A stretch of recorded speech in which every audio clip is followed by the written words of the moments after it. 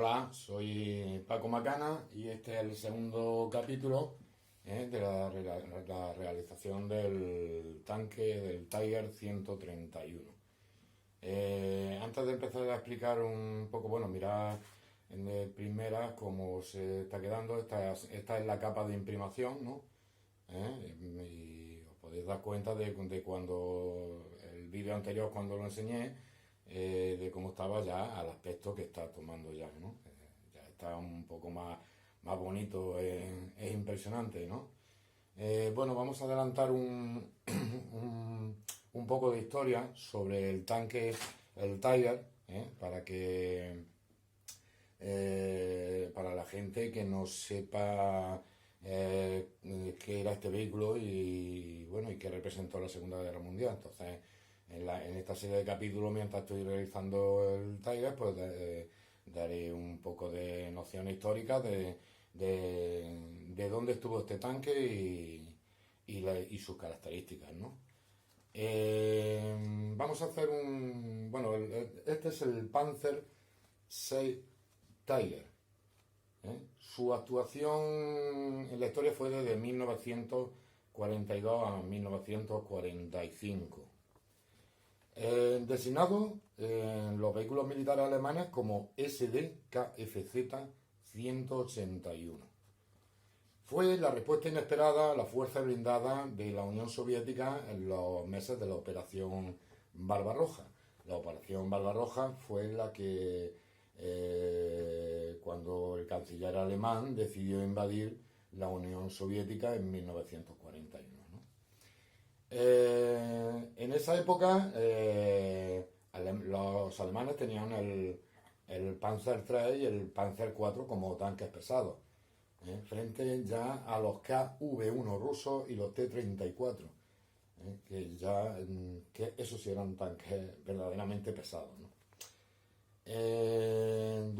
Antes de la Segunda Guerra Mundial y después de la Primera, en el periodo que hubo entre guerras, ¿no? Digamos, en Alemania, que estaba la República de Weimar, tanto los militares alemanes ya habían colaborado con los rusos antes en la fabricación y proyectos de vehículos blindados.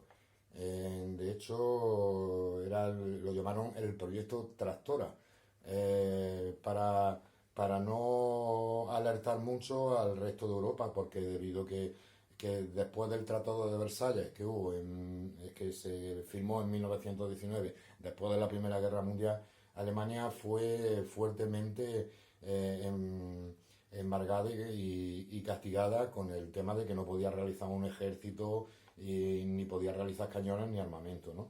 Entonces ellos más o menos llevaron estas operaciones, que lo hicieron en Rusia, de fabricación y de proyectos de tanques, llamados Tractora, los llevaron prácticamente en secreto. 9 días antes de empezar la Segunda Guerra Mundial, en agosto de 1939, se firmó el Tratado de No Agresión Germano-Soviético. Ese tratado se llamaba el Pacto Ribbentrop-Molotov, ¿eh? Y después invadieron Polonia, ¿no? En ese periodo de tiempo de no agresión germano-soviética, creo que fue en ese periodo cuando el canciller alemán, quizás para sorprender e intimidar un poco a Stalin, ¿no? Le mandó unos modelos de tanques que él ya había construido en Alemania, ¿no? Y había proyectado. Entre ellos era el Panzer III y el Panzer IV, como tanques pesados.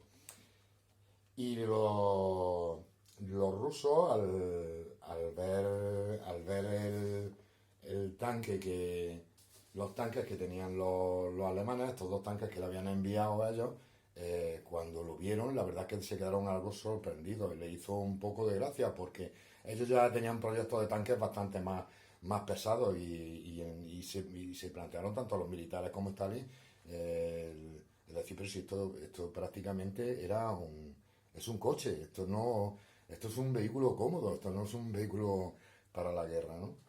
Eh, pasamos a que en Alemania había en aquellos entonces dos famosos fabricantes de acero. Estaba por un lado Krupp y por otro lado Rheinmetall, ¿no? Y había tres famosos diseñadores de coches y de vehículos que eran Daimler-Benz, que después fue Mercedes, Henschel y Porsche. Ferdinand Porsche fue el fundador de la Oficina de Estudios Automovilísticos en Alemania e inventor del Volkswagen Escarabajo, o coche del pueblo, en su traducción del alemán, ¿no? Su hijo Ferdinand Anton, o Ferry Porsche, fue el que diseñó más tarde los famosos vehículos deportivos, coches deportivos que se ven ahora, ¿no? En ese periodo de tiempo, también incluso antes de que empezara la Segunda Guerra Mundial, fue muy importante la contribución del magnate automovilístico norteamericano Henry Ford, ¿eh? con el mostrarle a los alemanes lo del tema de las cadenas de montaje para hacer los vehículos más rápidos, ¿no? Los alemanes, como eran muy artesanos en esto, pues no daban lugar a ello. Hombre, ¿cómo se va a hacer vehículos en una cadena de montaje? Nosotros somos artesanos, ¿no? Y bueno, y con el acero que lo hacían, pues ya estáis viendo las máquinas que los alemanes realizaban, ¿no? Se financiaron dos tipos de proyectos para el Tiger, uno por Henschel y otro por Porsche. Finalmente fue aprobado el de Henschel y se utilizaron las torretas que había creado Porsche. Curioso que el proyecto, el apodo Tiger se lo puso Ferdinand Porsche por el tema del proyecto, ¿no?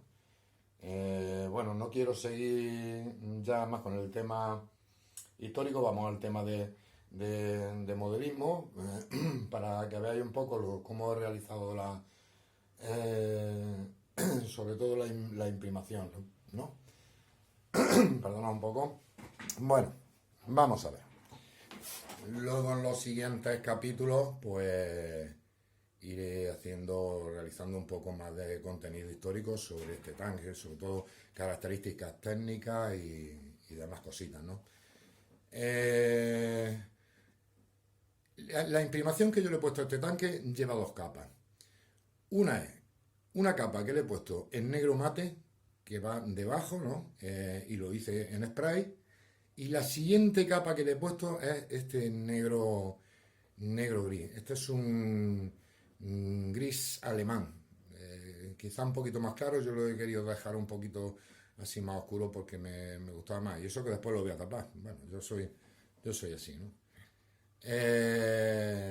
Os podéis dar cuenta que ya las rayaduras que yo había hecho, las hendiduras, ya no se notan tanto. Están ahí, se ven, pero se notan menos, ¿no? Están más difuminadas, como quien dice. Aquí se ven los impactos de las balas y los bollos y eso, pero ya no se ve tanto, ya se ve más bonito, ¿no? Ya va apareciendo otra cosa, ¿no? Ya va apareciendo un tanque de verdad.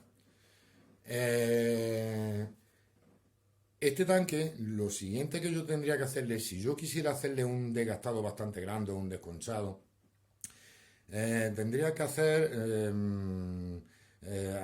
tendría que hacerlo a través de varias técnicas, ¿no? La técnica del chipping o la técnica de la laca, ¿no? Esto consiste en que yo, una vez que lo he imprimado, ya que lo tengo así, echaría primero una capa de barniz, ¿no? Un barniz, sobre todo satinado brillante, con la intención de que luego, para que se escurra más la pintura de la capa que voy a poner encima, que es la capa de arena, ¿no? Echaría una capa de barniz, después pondría una capa de chipping o de laca. Yo en este tanque de 1.16 utilizo laca del pelo, laca de Starnell y corriente. ¿Por qué? Porque aquí en estas escalas tan grandes se gastaría mucho chipping, ¿no? Y prácticamente te perderías si lo quisieras hacer por zonas, porque no sabes más o menos, no te acuerdas Entonces yo lo embadurnaría con laca, esperaría un minuto y justo después de ese minuto empezaría a pintar en color arena. Yo lo haría por partes porque este tanque es muy grande. Entonces haría primero la torreta, después la parte de aquí del chasis y después la zona de la rueda y los bajos, ¿no? No dejaría, esto hay que hacerlo rápido. Por eso digo que lo haría por partes. ¿Por qué? Porque justo antes de que se seque tenéis que coger un pincel con diluyente o con agua caliente y empezar a dar en las zonas que queréis desconchar. Entonces la pintura de color arena se va a levantar rápidamente gracias al efecto de la laca, ¿no? Y con el barniz, ¿no? Como yo este tanque realmente no lo voy a desconchar tanto, porque como ya os dije, el Tiger 131 es un tanque que se ha estado pintando y conservando para que no vaya envejeciendo, pues entonces incluso aunque tiene los impactos que tiene y eso, se ve en los vídeos que está pintado de nuevo o se le ha estado dando capas de pintura. Entonces yo lo trataría más o menos pues como si fuera un, un tanque actual, ¿no? Un Abrams o de estos del desierto que han estado en Irak, ¿no? Algo por el estilo, más o menos. Le daría su sistema, vamos, le daría sus desconsoncitos, pero poca cantidad. Entonces, lo que yo voy a hacer ahora, como no lo voy a desconchar mucho, ya te digo, no voy a utilizar esa técnica de desconchado. Lo que voy a hacer ya directamente es poner la capa de color arena. Pero antes de eso, os quiero explicar una cosa, ¿no? Sobre todo esto se hace en los vehículos de 1,72 y 1,35. Esto se llama la técnica para crear más volumen. Muchos de vosotros lo sabréis, ¿no? Pero bueno, para la gente que no lo sepa. Si vosotros ponéis un vehículo militar o una figura justo debajo de una luz, ¿eh? Os daréis cuenta que la luz incide en ciertas zonas más que en otras. En unas zonas son iluminadas y otras sombreadas, ¿no? Eso genera profundidad y volumen. Entonces, para aplicar un efecto más o menos similar, aparte ya de la luz que le dé de arriba o incida desde cualquier lado, yo suelo iluminar esa zona un poquito para que dé la sensación de realismo, ¿no? Porque, claro, si fuera un tanque tigre, de verdad, no haría falta, porque ya el volumen lo delata de por sí. Pero bueno, al ser vehículos a escala, ¿no? Y más pequeñitos, es bueno darle ese efecto porque le da una sensación de realidad.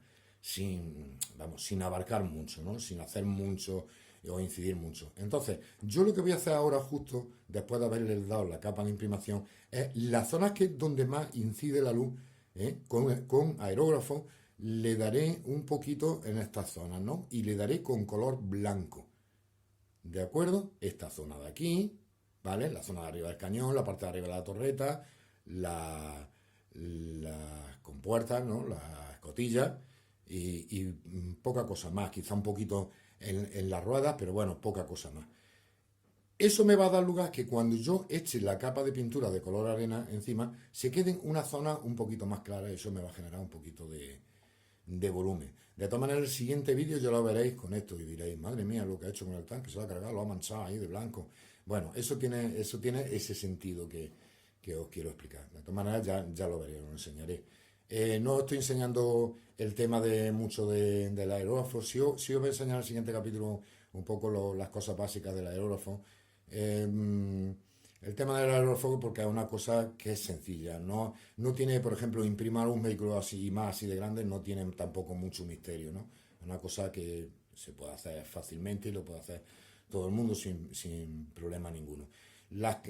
Cuando se pinta y con aerógrafo, ya sea con spray, tenéis que tener en cuenta que si tenéis que dar las capas, las que tengáis que dar, darlas, pero no incidáis en una zona por pintar una zona en concreto. Se pinta prácticamente todo y luego otra vez se vuelve a dar. Y se vuelven a dar las capas hasta que se termine prácticamente de rellenar todo. Os digo por qué. Porque las capas sí son más finitas y los detalles no se pierden. No se van enterrando en la pintura, como quien dice, ¿no? Este es uno de mis consejos, ¿no? Entonces, por eso utilizo yo muchísimo, claro, y más en estos vehículos tan grandes, el aerógrafo para eso, para imprimir. Después ya los efectos lo hago más con pincel, que eso quizás a lo mejor os lo muestre más en otros capítulos, ¿no?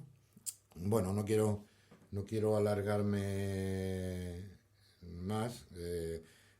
Ya sabéis que, bueno, en parte en el tema histórico, que este fue el tanque más temido en la Segunda Guerra Mundial, ¿no? Y es todo un mito, ¿no? Y poca cosa más por este momento, ¿no? En este capítulo. No lo quiero hacer a menos, no quiero alargarlo más.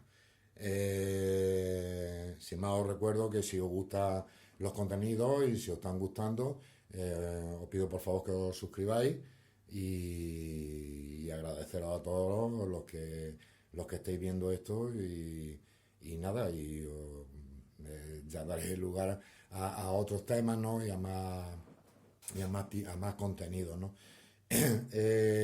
Estoy realizando, o sea, estos vídeos sobre este tanque para que veáis un poco los procesos que yo hago, a la hora de hacer un vehículo de estos de escala 1.16 de Genlong, ¿no?